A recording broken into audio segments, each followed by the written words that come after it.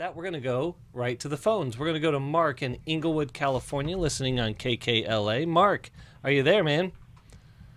Yes, I am. Hi, Chris. How are you? Good. Talk to me. What you got going on?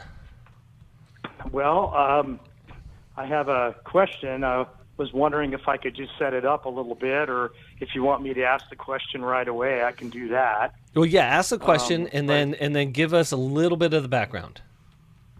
Okay. Well, I'd like to know. I was married for 5 months. I knew the lady for 10 years, her and her family, and so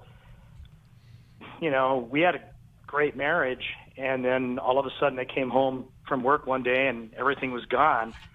And so my question to you is what it was like she was trying to beat the pain, or like fighting against a ghost or something. Yeah. Like the hurt people kind of person. Yes. So my question is, what is in a person's head when they have a husband or wife that loves and adores them, and then all of a sudden they bail? So yeah, I mean, her whole family. Yeah, her whole family absolutely adored me. And they're still shocked. I mean, her kids are all in their 20s, and wow. So yeah, they I still have a relationship with one of them. Thank God for that. Yeah. But we never fought or anything. I mean, I had a great time with her. Let me jump in on this, and then I'll turn it over to the experts with me here today. But Mark, I have the opportunity to work with quite a few leaders and pastors, and unfortunately, a lot of times it's after their quote unquote moral failing, even though I hate that term. Mm-hmm. And here's what I say, is that I really, really, really wish and hope and dream of the day in which in our development that we have a high value for facing our darkness and a process to lead us into it. Mm-hmm. Because our darkness is undefeated. The most powerless thing that we are against in this world is the sin within us. And so when that, and you said it well, it's like, I think you said outrunning her pain, but her pain caught up to her. And I think that that's really, really insightful. And so I just want to say one thing about that, is that because that darkness is undefeated, other people's goodness is not going to overcome that. Mm-hmm. Yeah. So Jackie, what do you think? I'm sitting with what you just said. Other people's goodness will not overcome that darkness. And so your question, what is that in a person that would prevent them from being able to receive the love of a husband or a wife who just adores them, is the darkness. The darkness doesn't want to be beat out. It doesn't want to be pushed back. And, as we were talking about being used to our own habits, even when they're not great, it's hard to put on something new, even when you've chosen it, even when you've chosen the new behavior, the new way of living. Being in this new relationship was probably contrary to everything she was used to. And that can be really hard. And so you run from that when you don't understand it. Mm-hmm. And there would be nothing another person could do to fix what's going on inside. Yeah. All you can do is kind of be there and be present for someone, which is a wonderful thing. But that pain that's deep inside, that darkness inside, we've got to face that and wrestle with that in our own ways. And this leaving could be a part of that for her. Yeah. Mm-hmm. Well, my first thought was not being able to accept the good, right? So exactly what you guys are thinking, hitting up against something good that intellectually she wants, right? But it's very different. Most of us are used to the longing for what we want. Yeah. But once you actually get it, then it's terrifying. Yeah. Right? Yeah. And so it's interesting, though, Mark, you knew her 10 years. This woman was quite a good actress, right? She had to have had a double life. And so you saw it through her being, I think we got a sense that she was a little bit wild. And so you maybe saw the tip of the iceberg, but the depth of what she was hiding, probably she's not exposed to anyone, because that's the only way you can do that big of a split, right? Is that she has told no one. I didn't know that. Go ahead. I didn't know that that it was like. Now, I just want you to know that I love and adore the person. I don't hold grudges. My parents were happily married for 75 years, and her parents were happily married for 65. Wow. So, and we can hold truth, like and we can hold something negative that might be true, as well as something good that might be true. So your sharing doesn't sound like you're letting that go. It was like being with a narcissist or a sociopath. And I didn't know that, like I said, we dated off and on for 10 years. She would it would be a couple months and then she'd disappear.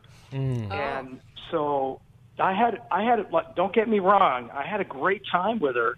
She was beautiful. We had a lot of fun together, but then she would just cut it, and I didn't know that her situation was so severe. And, her daughter came to me. Oh, so Mark, let me jump in. Mark, let me jump in. Let me jump in here. Sure. Okay. Sure. So I take a deep breath, man. Here we go. I didn't realize your condition was so severe. I knew you were going to say that. Right? Because I'm glad you're laughing, Mark. Yeah. Right, because I've been trying to get counseling with Jill, and I work for NASA. I have a really busy job. I want to get to see her. Right, we have correspondence. Yeah. So, because here's where we'll lead you in the direction, is that there's a couple things here. One, there's something in you that doesn't feel worthy to be committed to, worthy to be trustworthy, worthy to be trusting. And so the other aspect of that is a block in intimacy. Is that intimacy is really about getting to know the insides of another person and being known in my insides by another person. Mm-hmm. We use the kind of silly, not acronym, but sort of play on words. Intimacy is into me you see. Right, and if every time you start to get a little more intimate emotionally, she leaves, right? So I hear you over and over, Mark, saying we had so much fun together. So that was... I really enjoyed her. Yes, that was great, but then she would leave. She couldn't let you into that next layer. Yeah, she did that. She's done that to everybody for 14 years. Her husband is deceased. He picked drugs and alcohol over her and the kids. So I didn't know if maybe she was just punishing every guy she met, or, like I said, trying to beat the pain. Was there, so Mark, I'm a thinker, so I kind of like to have answers. I'm not holding a grudge. I've been divorced for a couple years. Well, Mark, because when you said first, what was she thinking? And I'm like, this is not an issue of the mind. This is definitely an issue of the heart. And that's where I think, and because we can't do anything about her and her choices. But today we can say, okay, what was going on inside of my heart that I stayed with this person, put up with this as long as I did, and what does my heart need? That's true. And to marry her. So I am curious, was there a hope that the marriage would be something that she wouldn't run from? Because it seems like... Well, there was a change in her behavior, and it was very noticeable by me and other people. So I figured, hey, she's 52 years old. I figured, hey, she's finally, growing up, and finally, and she wants to settle down now, because I knew her MO pretty much. Okay. But, like I said, I didn't think it was that severe. But, so I pray for her every day. I feel bad for her. What a trap to be in. Mm-hmm. Yeah, absolutely. And I feel bad for you about the trap, because you want someone to love and to love you, but have chosen this person that has this split, that can't fully commit to you, can't fully be there with you. And so sounds like it could be helpful for you to focus on like what's going on there. Why would I choose this over and over and over and over and over why again? was I not more curious? Yeah. Why was I not more curious about digging into this with her prior to marriage? That part's not as much fun. No, it's not. It was like being with a skipping record, you know, Yeah. like being on Groundhog Day. She does the same. I can tell you her moves now, you know. So you kind of got used to that rhythm hoping, too. You got used to that rhythm, and so that started to work for you. You could call me a codependent, I guess. Yeah. Okay. So Well, and there's that holding out that hope Yeah. that maybe it'll change in marriage, or it's better to be with her in this way than not at all. Right. yeah. Right. So in that, Mark, that identifying that is codependency is the fancy way of saying it is giving away our agency. But that means this is that I don't feel my feelings, I feel your feelings. I don't think my thoughts, I think your thoughts. I don't adopt my own state of being, I adopt your state of being. And so what happens is we try to fix other people, but what we're doing is we're trying to actually fix ourselves through other people. Yeah. And so and we end up dancing to a skipping record and wondering why we're tripping over our feet. And then now the work is, let's figure out what's going on inside of me that gets into these relationships, that gets into these patterns that don't work for me, that aren't healthy. Because even now in talking to us, you have a lot of love and care for her Yeah. and understanding for her. But what about for you? Yeah, you've been abandoned, you've been betrayed, you've been Right. like there's a lot here.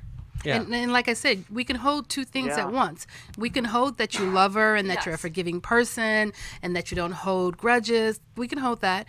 But at the same time, the reality is this is bad. Like you got married and your partner bailed on you. And you didn't get even to, tell you. And didn't Yeah. you just came disappeared. home. Yeah. You get to have feelings about that. Yeah. Well, Mark, here's what we're going to do. We're going to send you a copy of Take Your Life Back. And I would encourage you. It's not coming up for a little bit here, but we're in the planning stages of the next emotional freedom workshop, and that workshop really That would helps be a you really good dig into our heart and our heart issues and what affects them and what keeps us stuck, what keeps us listening to broken records. So, Mark, thank you so much for Yes, calling and in Mark, today. reach out again. Yes, you heard that. Reach out to Jillian, okay?